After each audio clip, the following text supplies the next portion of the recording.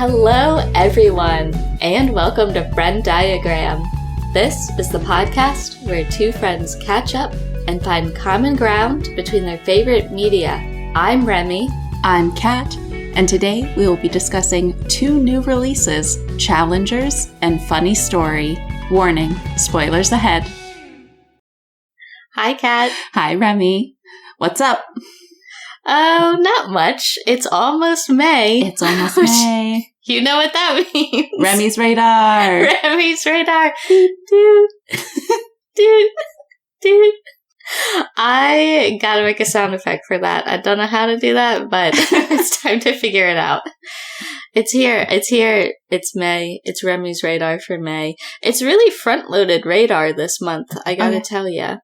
I know you're aware of the first one, which is I Saw the TV Glow. Oh, yes. The new film from Jane Schoenbrunn that I heard a ton of really emotional rave reviews about, coming out of Sundance earlier this year. And I'm extremely intrigued by the trailer for it. Mm-hmm. And so you and I have tickets to see that this weekend. Yay! With a director Q&A. I'm so really excited for I'm that. glad you snapped up those tickets. That's going to be awesome. I know. I just love idly looking at the AMC website sometimes during the day when I have a break. And I saw that and was like, oh, hell yeah, this is going to be awesome. Because I already knew I was going to see it this weekend. Mm-hmm. The director Q&A is just even better. Mm-hmm. And I'm glad you were interested in that. That'll be fun. Yeah. I always feel like a freak when I go to this alone for some reason. Like, if it's a normal movie, I don't mind. But for some reason, when there's an event attached, it seems weird that it's just me. Oh, no. Also this weekend, we finally get to see Evil Does Not Exist. Mm-hmm. This is a Hamaguchi film. The same director as Drive My Car. Mm-hmm. And the trailer for this looks phenomenal. I think it's technically from last year, but this is the first time it's being run in the US, and I'm really interested in it. It looks gorgeous from the trailer, and it's described as an eco-fable and stealth thriller, and so I can't wait to find out what it's all about. Make our friend Grebner Gaddis from Rooted Pod watch that and get her review on it. Yeah. I bet she that's would a great love that. idea. Yeah, I want to see that. It's going to be at Film at Lincoln Center this weekend. Very cool. So, stoked for that. And then, the following weekend, May 10th, we get a small indie film called Last Stop in Yuma County, which looks right up my alley. It's seemingly in the American West, in a dusty town with a small diner, and it looks like it centers around a bank robbery, and it stars Jim Cummings, who is an actor and director that I always check out his stuff when I see it. So, he's not directing this one, but he is starring in it, and I'm really interested in Last Stop in Yuma County. Looks fun. Sweet. Looks like a fun little suspense movie. Mm-hmm.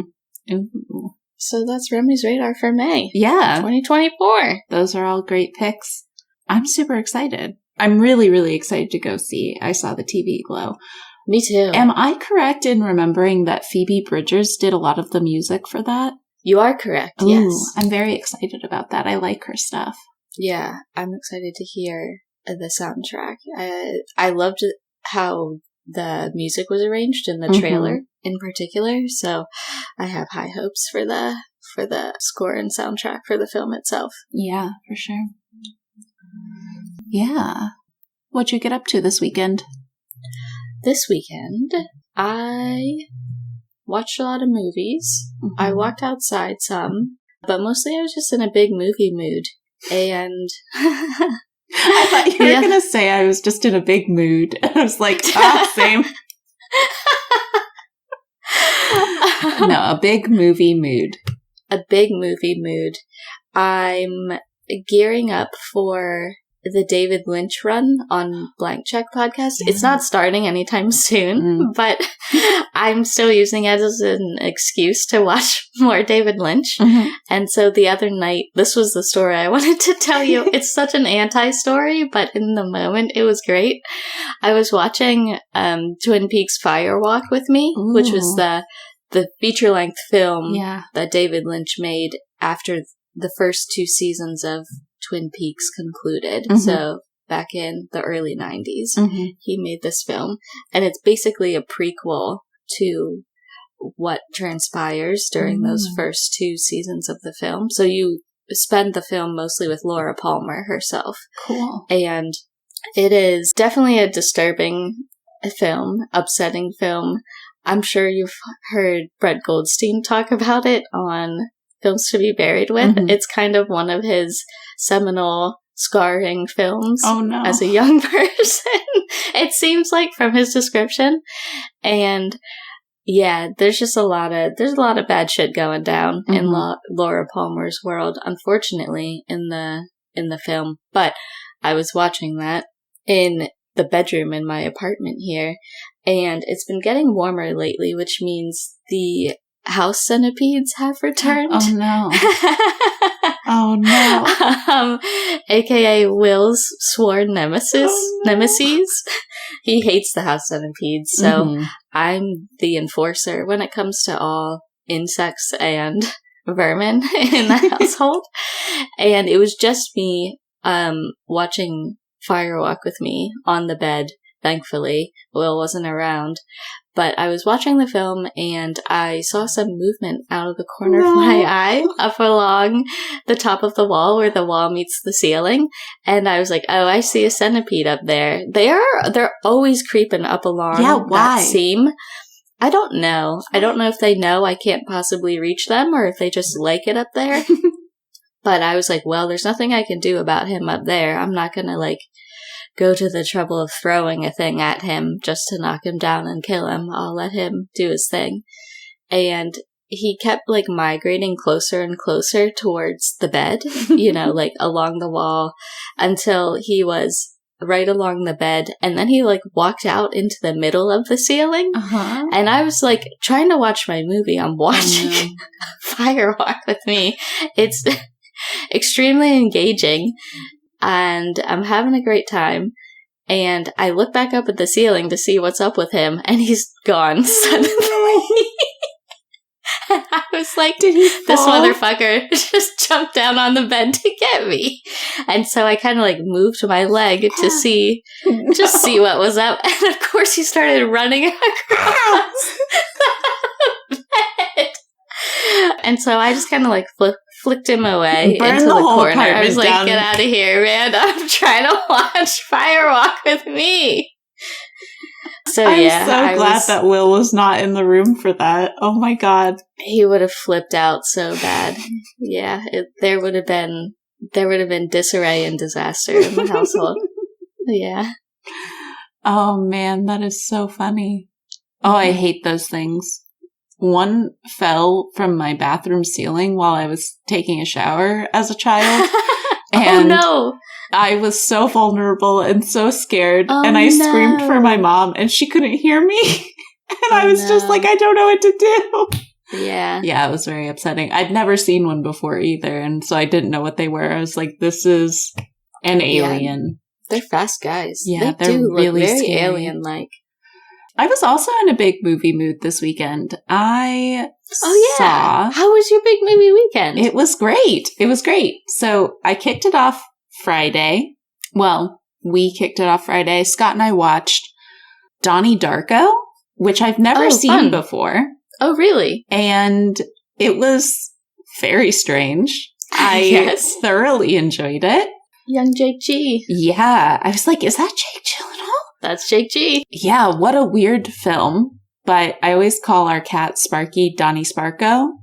And Scott was like, have you even seen that movie? And I was like, no. And after watching it, the nickname still stands. So we watched that. And then the following day, We had ambitious plans to see 3 movies at our local Regal cinemas, where we have an unlimited membership to go see as many movies as we want. Mm-hmm. We only made it to 2. 2 is still good. That was still very good for me. So we went and saw the re-release of The Mummy, which is 25 years old now. Came out in 1999. Man. That's depressing. What a fantastic film. I had a great film. Thoroughly enjoyable time. Ate candy that I snuck into the theater and vibed. It was great. And then after that, we went and saw the re-release of Alien, which just turned 45, I want to say, because it came out in 79. So, yes, they were both fantastic. What classics? Alien on the big screen was chef's kiss. Like, that sounds awesome. Would go see that again on the big screen. It was so good. Yeah. And then we went to Olive Garden and I ate a bunch of soup salad and breadsticks. And then I got too sleepy for my 3rd movie. And I was like, can we go home? I'm too sleepy. But yeah, it was a great day. Had a lovely time. I had ambitions to go see Boy Kills World, but obviously didn't make it to that film, but am still hoping to see that eventually, because I think it'll be like right on the fence of something that I would enjoy, unironically. So, yeah, it seems up my alley. And worst case scenario, I just get to look at Bill Skarsgård being Bill Skarsgård. So, Bill, we love it. So that was my weekend. I watched a lot of movies. That's awesome. Yeah. Good times. Yeah. I went to the movies as well. I watched movies at home, and I also went to the movies because, as you know, from April Remy's radar, I was really hyped to finally see Challengers, and that's what I'm going to talk about is my favorite thing for this week. I've been waiting to see Challengers since last year when it got pushed off of its September date. Yeah. And it's finally here. It is written by Justin Kuritsky and directed by Luca Guadagnino. And it stars Zendaya, Mike Feist, and Josh O'Connor. And I was looking forward to this, because I think Luca Guadagnino is one of those modern directors that turns in a solid to solid plus film every single time. He's one of those guys that I find extremely, extremely reliable, at least based on all of the films of his that I've seen. I would say it's hard to pick a favorite of his because he also has great range. I was talking to you about this, I think, last week maybe, or the week before, that Luca has multiple modes. One of them is kind of like body horror, which he exemplified in his Suspiria remake. And another mode is like sexual tension and yearning and romance, which is exemplified by Call Me By Your Name. And then there's like modes where he meets those two in the middle, like Bones and All, which I think is my favorite of his. Oh, really? Actually, yeah, I'm a big Bones and All defender, which I didn't realize was a thing until this week because I thought everyone liked it. I've never seen it. I guess not. It's great.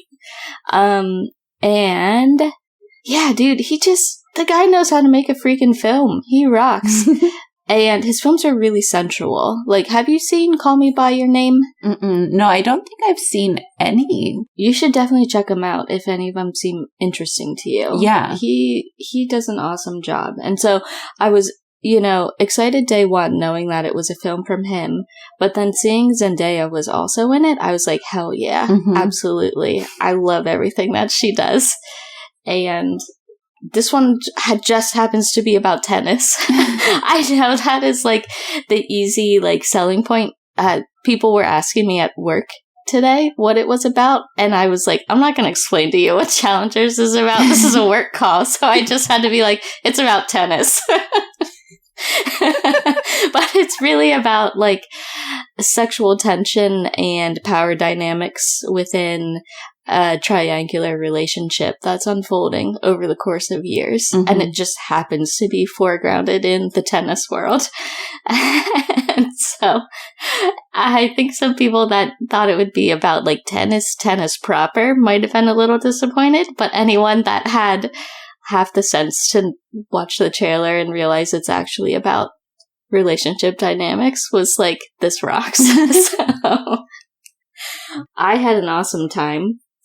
I don't want to give too much away because I feel like this is a film where there's just like the smallest gesture means the world, because the writing and the directing take great care to stack up the dramatic tension as you learn more throughout the film. And so I want to try to give away as little as possible, because the payoffs to all of those like moments and gestures and scenes is really great. And so I don't want to spoil that for anyone. But the basic premise is that as you watch the film, it's jumping around in time. So it's exposing the complicated history of 3 young, promising tennis players as we watch an emotionally meaningful duel between 2 of them take place on the court. And that duel in a challenger tournament is fraught with years of like tension and undercurrent of emotion that we watch become unveiled to us throughout the story. So even though the main timeline of the film is this duel between the 2 players, we kind of jump back in time to when everyone was younger and when they first met back in 2006. And so there's a lot of markers of 2006, and it's just a great time. So I actually really liked all of the flashbacks the most, because in the flashbacks, Mike Feist and Josh O'Connor's characters are really good friends, and they've grown up together and become, promising tennis players together. And they're just meeting Zendaya's character for the first time back in that earliest timeline. And I love all of those flashbacks so much, because their friendship and their dynamic and their dialogue is just so sweet. And I absolutely love the chemistry that those 2 actors have together. I think they're excellent because they are both so good. Their characters are so good at being honest and vulnerable with each other while still being competitive with one another and frank. And I found their relationship really refreshing in that way, because even though there might be some underhanded things going on at some times, they're also just very upfront with one another, and they make things text rather than letting things go unsaid that could easily go unsaid in a normal type of movie. And so I loved all of the flashbacks that showed Mike Feist and Josh O'Connor's characters being friends, and obviously loved them getting to meet Zendaya's character and being totally infatuated with her. And I also loved everyone's styling in the 2006 flashbacks. I think the costume and hair and makeup departments did an excellent job making it so visually clear that we were seeing a jump cut to a different time, and styling people for that era while also making everyone look more than a decade younger, which I think is really impressive, because these are all young actors, but however they styled them, they look like, like teens again in the earlier timeline, and I found that extremely impressive. It's great movie magic. All the performances from the central 3 people, the central 3 actors, are amazing, especially because they are jumping between different ages. So we see them at college age and, like late teens. And then we're jumping to from 2006 to like 2013 to 2019. So we're covering a pretty wide swath of time and definitely covering a lot of different changes in there, covering a lot of life events and covering a lot of changes in the romantic and friendship dynamics between the three of them. And I thought everyone did a really good job making all of their characters extremely distinct and having a good amount of meaningful looks and communication, because a lot of the communication is nonverbal, especially because it's playing out from across a tennis court. And there's rules for what you're allowed to say on the tennis court, apparently. And you obviously can't have like a loaded conversation when you're in the middle of an actual like tennis tournament. So I thought the performances were phenomenal. The chemistry between everyone was great. And I think something that definitely elevated the entire film, at least like a full star for me, was the original score by Trent Reznor and Atticus Ross. The score absolutely kicks ass. It rocks. It elevates every scene. It amplifies the energy and the tension and the excitement like tenfold every time it's applied. And I've been listening to it every day since I saw the film, and it's extremely energizing. It's really exciting. I'm so glad I don't have a car right now, or I would have like 10 speeding tickets listening to the score.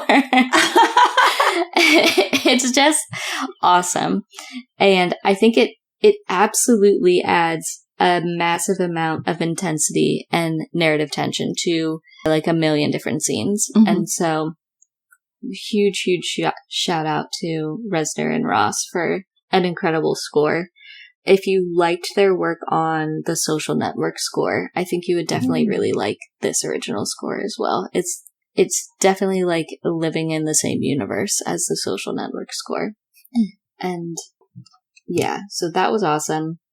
Oh, there was a lot of really interesting camera work that Luca does in this film that I don't recall seeing in his previous works that I've seen. Like a lot of really inventive and flashy camera stuff, like shooting from below the court, so you're watching people like from beneath their feet. And a lot of like that's very cool shooting from the point of view of a player or a racket, or like just really extremely visually dynamic shooting style, which I don't associate with him. It reminded me a lot of like Park Chan-wook and his really inventive shooting techniques that he uses in films like Decision to Leave, where he's filming a character from like inside their phone or inside the dash of their car, and just choosing really unique perspectives to add this like energizing dynamic to each shot. And I think it's well suited for a film like this that's so physical and so focused on the physical embodiment of what these characters are doing, whether it's tennis or whether it's like sexually physical or whether it's just physical because you're in a fight with someone in a room. It's a really embodied film. And so I was really impressed with how visually dynamic and distinct it was from any of Luca's other films, because a lot of times they can be like visually stunning and kind of sweeping, the way Bones and All is, because that is kind of like unfolding over multiple states in the United States, and you're seeing the landscape sweep by, or it's like just desperately romantic in the Italian countryside, like Call Me By Your Name. And this one is completely different. And so I definitely respect what range Luca has. And so those are the highlights that I want to hit that I think don't give that much away. My favorite scene is, I have two favorite scenes. first one is the churro scene when Mike Feist and Josh O'Connor are eating churros. I just love that scene. I think it's great. I love the conversation they have, and I love their dynamic. And then my other favorite scene is the finale, like the very final conclusion. And I absolutely loved it. And the whole time I was hoping a specific thing would happen, and it happened. And so that was the finale. And I was like, this is so satisfying. I love it. It was exactly where I wanted things to go. And often that's not how a film ends. But in this case, it did, and it felt great. And I was so happy. And the whole theater applauded. And it was a great time. That's awesome. So definitely check it out if you can in the theater. It's awesome, especially because the score, I mean, you gotta hear it so loud. It's so great. And it's a great time. It's such an energizing film. It's fun to watch it with everyone, just kind of gasping at choices people are making. Definitely, I remember distinctly having my mouth agape at least twice at something someone said or like a choice that they made. And I was just like, no, they did not just do that. Oh my God. So yeah, it's great. Definitely check it out. It's such a solid entry in this year's film releases. Sweet. Yeah, I can't wait to go see that. I like tennis, so yeah, that should be a fun element to that. Yeah, I don't know anything about tennis, so if there are any tennis inaccuracies, I didn't catch them and they didn't bother me. Sweet. Yeah, when you watch it, I'm interested to hear your take on it. I feel like it deals with some sore subjects for you. So I don't know if you would love it per se. Yeah. But yeah, if people feel like, I don't know. It's so hard to describe because I just don't want to give that much away. Yeah. But I have a very clear favorite person out of the three main characters. Okay. I feel like it's really, people gravitate towards any of the three main characters as the person they're rooting for, and you can make a case for any one of them at any given time. But I think with the entirety of the narrative in mind, I'm like a Team Patrick kind of person. So sweet. That's where I'm planting my flag. I think he was my favorite character. Perfect. Yeah, I'm excited. I hope I get to see that soon. Yeah. There was a big release that you were very excited about this week. There was indeed. I've been talking about this on the pod for a while now. It was one of my most anticipated releases of 2024 when we did that episode at the beginning of the year. Oh, yeah. And it is the new novel, Funny Story by Emily Henry. And you actually got me into Emily Henry a long time ago. Or I guess not that long ago. It feels like a long time because I've been through them so many times. It feels like years. However, it has been a little over a year. So, I was going to say, it's been like 1 year, I think. Yeah.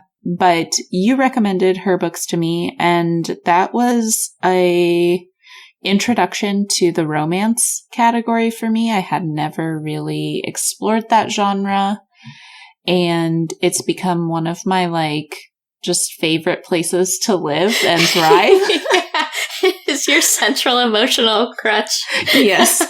And Funny Story did not disappoint me. I couldn't put it down, and I had my hardback copy and then my Audible copy. And so I was kind of going back and forth so that I could listen to the novel while I was making dinner and things like that. But is our girl Julia Whalen back to narrate? She is, yeah. And she is incredible. God, she's good. We love her. I can't wait to listen through the audiobook as a whole because I was kind of, as I mentioned, flipping back and forth. So I didn't listen to all of Julia Whalen's performance yet, but I love her. She's amazing. But the story revolves around two characters, Daphne and Miles. Daphne is our like point of view throughout the story. So she just got dumped right before her wedding by her fiance. Oh, wow. Who leaves her for his childhood best friend, Petra, who confesses her love for him at his bachelor party. And he comes back and is like, hey, I'm going to go explore this. And she's like, well, I guess fuck you, whatever. Yeah. And so she finds herself all of a sudden not having her wedding, not having a house because the house he bought it and it was in his name. And so she has to move out, and she has no friends in town because she moved to this place for him. It's his childhood hometown. He knows everybody there, but all of the friends are like his friends or their friends, and she doesn't feel like she has like any support system. So it really sucks.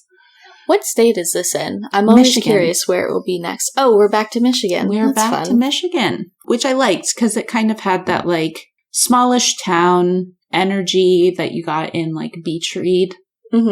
But yeah, so she's living in this small town in Michigan, and her mom lives on the East Coast. Like, she is very close with her mom and kind of feels like, okay, once I get through this situation, once I kind of figure my things out, wrap up some things at work, I'm going to like move back to where my mom is because that's my core unit, you know? Sure. Yeah.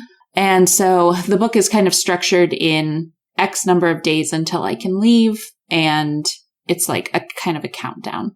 And so anyways, she gets dumped. And fortunately for her, another person also just got dumped.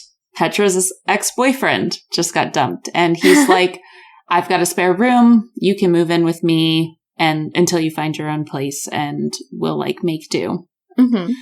And so this is Miles. He's lovely. Our first introduction to him is him like crying and watching romantic rom-coms and smoking a bunch of weed, which is a vibe.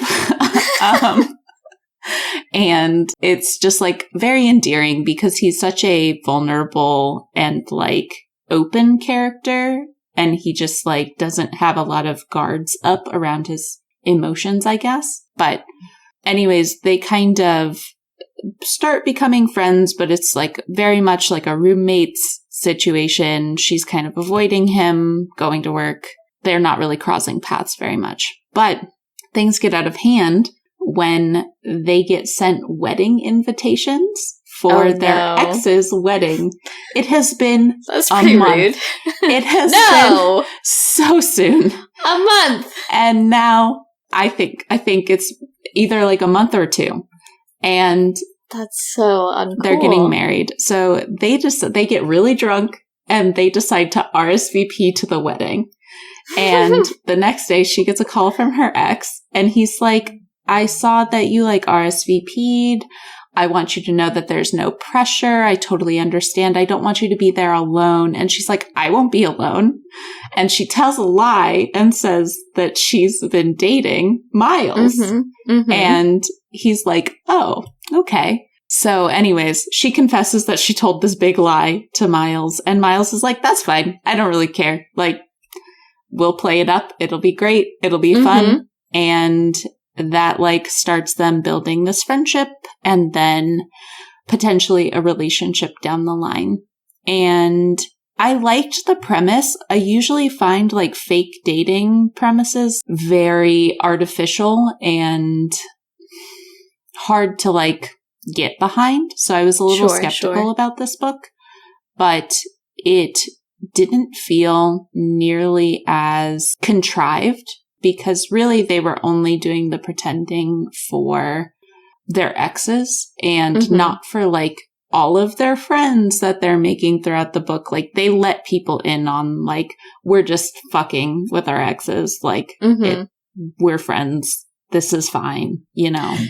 Yeah. And I like that. That's a key distinction. I think that's a valid thing to bring up because it's almost always the other way around. And yeah, I hadn't really thought about that, but that's a great point. Yeah. So I really liked that. And if you guys remember from my discussion of Happy Place, her previous book, which is set up in Maine, I was like, I'll never relate to another character more than I relate to Harriet. This is amazing.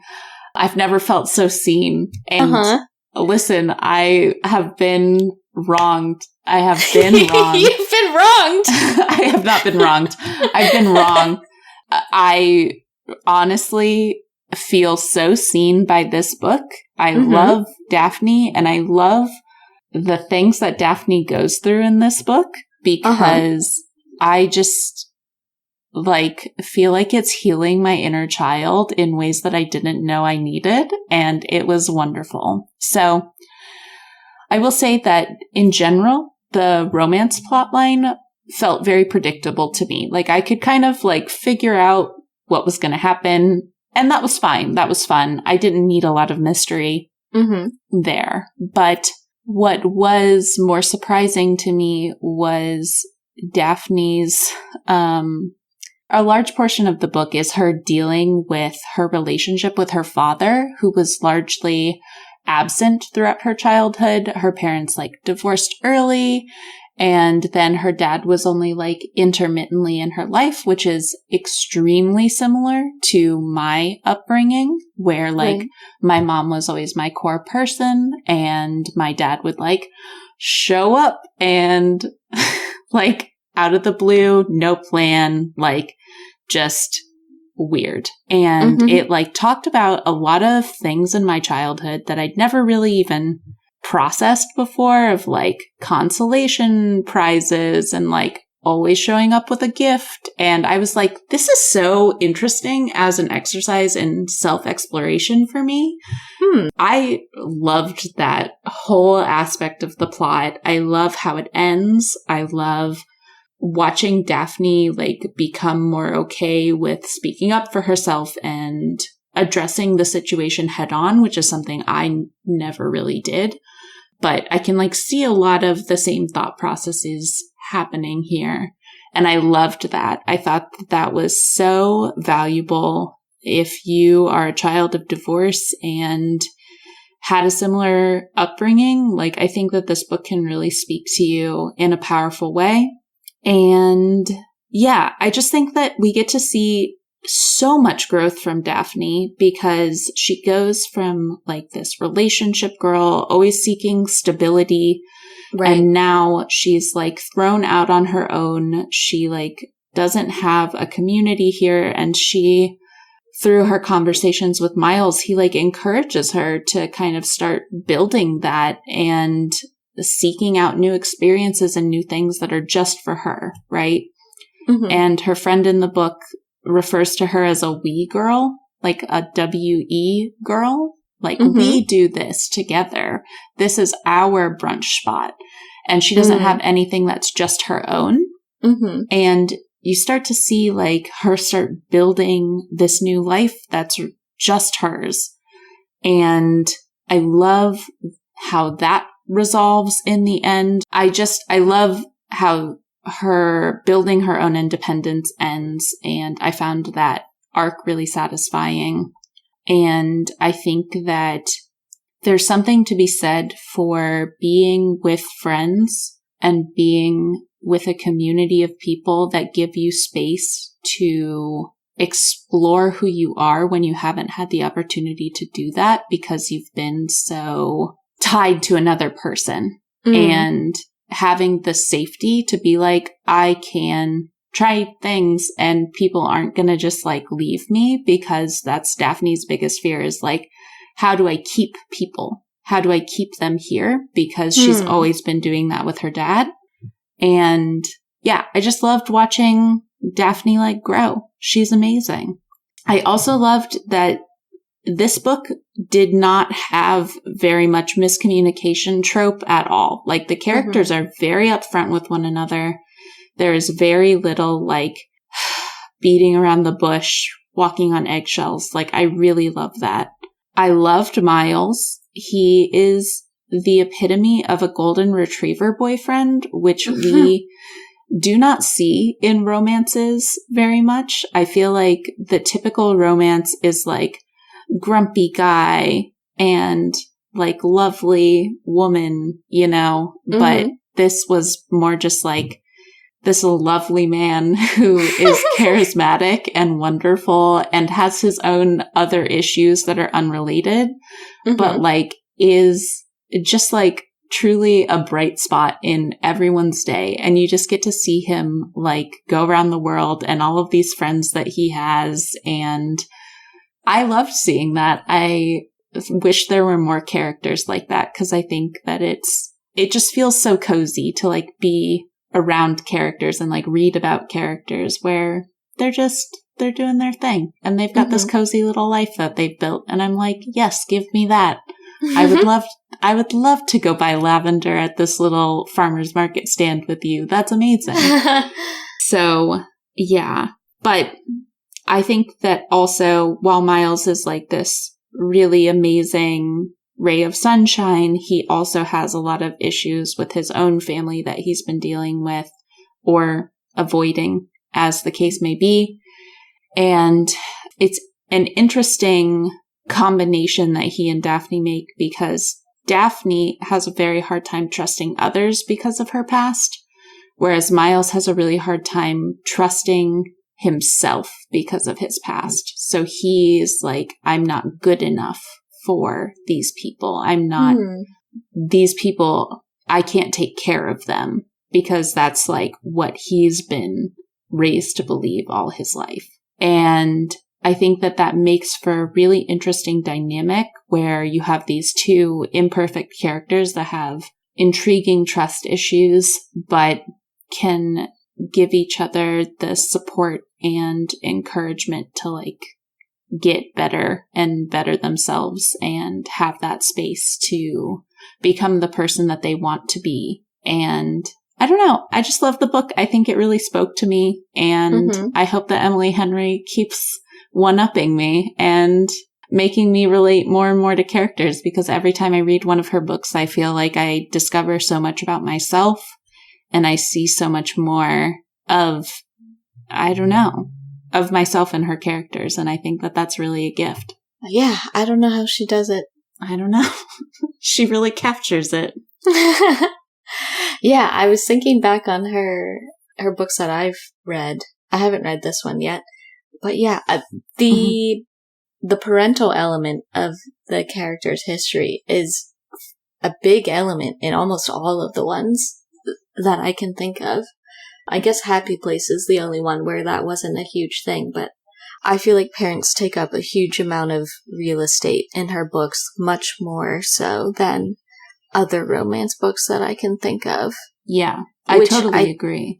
Which I think just adds more realism and more depth to her characters, which I think is why they can be so much more revealing to the reader in terms of, you know, a real thing to grab onto and relate to and feel satisfied by seeing someone else carry that through to a better end. Yeah. Cool. I love it. I won't say that I love it more than her other novels. I think Book Lovers is still my favorite, and then Happy Place, and then this one. But I really loved it, and I think it's definitely worth the read.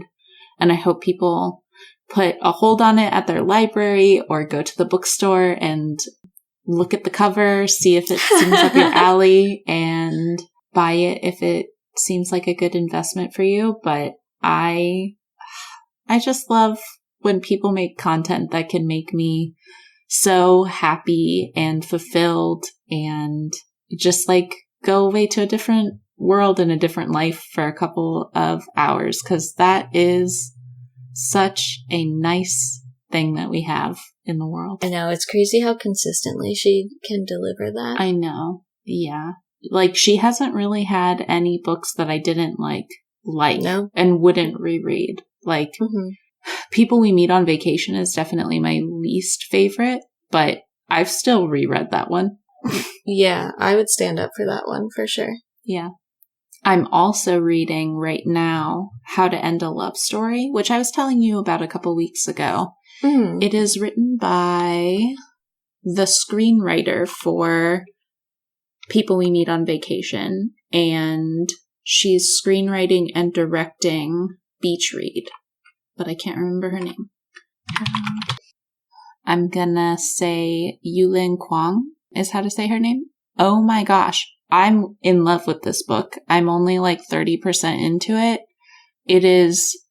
It's like if you mixed an Emily Henry book with Tomorrow and Tomorrow and Tomorrow, like the vibes. Mm-hmm. It is like very deep and intense. And yeah, it's really good. I'm loving it. That sounds awesome. I'm hoping that I can get it done this week and I can let you borrow my copy because I think you would really like it. How to End a Love Story? Mm-hmm. Yeah, it's fantastic. Yeah, it's so good. Highly recommend that in advance for anyone who's looking for another book because that is really good. But yeah, I think that's all my notes. What do these two pieces of media have in common? What do they have in common? What's our FrennDiagram? The first thing on my FrennDiagram is that both of these pieces of media are from respective greenlight creators for us, where we see they have a new thing and it's an immediate green light. We know we want to see it or we know we want to read it. Like, that's how I feel about Luca, and I know that's how you feel about Emily Henry for sure. Yeah, I love that overlap. I hadn't even thought of that. Mm-hmm.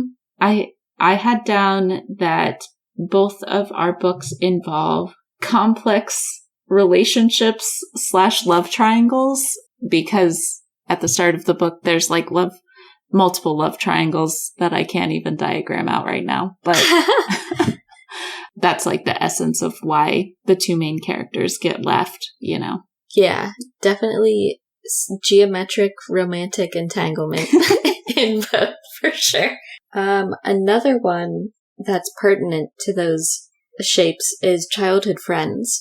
So you mentioned that Petra and I don't think I even brought up the main ex's name, Peter. Yeah, Peter. Okay, yeah, I definitely didn't catch his name. Yeah, so childhood friends, Petra and Peter, definitely play some sort of central role in Funny's story. Mm-hmm. And childhood friends, Mike Feist's character and Josh O'Connor's character, they kick everything off in the narrative of Challengers as well. Mm-hmm. So I think having that familiar element with two corners of the triangle in Challengers was a really fun way to tell the story, and seeing what two corners of the triangle were closer at different points in time was very fun. But like I was kind of alluding to earlier, my favorite parts were when the boys were close. Mm-hmm. Yeah. Another one that I had written down was, I didn't discuss this in my discussion of Funny Story, but you mentioned in Challengers that there are a lot of meaningful looks and a lot of dialogue that's happening between characters without actually being voiced out aloud. Mm-hmm. And that is something that happens quite a bit in Funny Story, where the characters will share glances with one another, and she'll be like, and his eyes are saying this, and I'm responding this. And I just thought that was kind of like a funny aspect to the novel of like interpreting what different glances meant. But I think it kind of speaks to this closeness and understanding of the characters, that they're able to have dialogue without opening their mouths. So you mentioned when you were talking about Funny Story that there was not very much miscommunication or not very much undercommunication, which is a big plus. And there were a lot of moments in Challengers where I was really pleasantly surprised by what characters were willing to say out loud in the moment, whether it was just someone, perhaps being very forward, or whether it was someone not confronting another person in an aggressive way, but stating plainly the tension between two characters in a way that would definitely take either a lot of vulnerability or a lot of bravery or a lot of confidence to say and like put it out there and be like, I know you feel this way. Let's talk about it. I'm not mad about it, but I want to put it out there. And so I really liked all of the instances where things were communicated out loud in Challengers. Like there's definitely elements that were unspoken, but I also loved the times when I was pleasantly surprised that something was said out loud when it could easily have been shied away from or allowed to curdle in an unpleasant way. Do you know what I mean? Yes, I know exactly what you mean. Yeah. And I think that in Funny Story, where a lot of that comes from is Miles has this like quality where he's just vulnerable and he's like willing to say what's on his mind. And I think that brings out a more vulnerable side of other characters in the story. And yeah, I really loved that. I think it opened the door for a lot of good conversations. Yeah, I think Josh O'Connor's character, Patrick, he just has a confidence about him that makes him much more open to just saying whatever he's thinking or feeling, and he's not worried about the repercussions. And so I think that's why I liked that character so much, because he was so upfront about, you know, stating things plainly. And I really liked that. And was it chaotic? Sometimes, yes, but it was also really enjoyable sometimes as well. All right.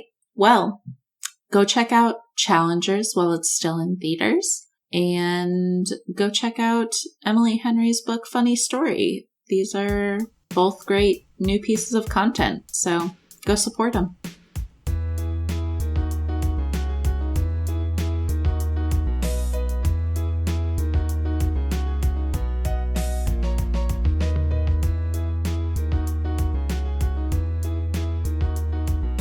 Thanks for joining us this week on FrennDiagram.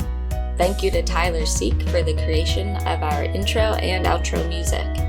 Did you take any of our recommendations? Have any thoughts on the show? Let us know at FrennDiagramPod@gmail.com, and we might read your email on a future episode. If you can, please take a moment to rate and review the show on your podcast app of choice, and we'll see you back here, same place next week. Bye for now.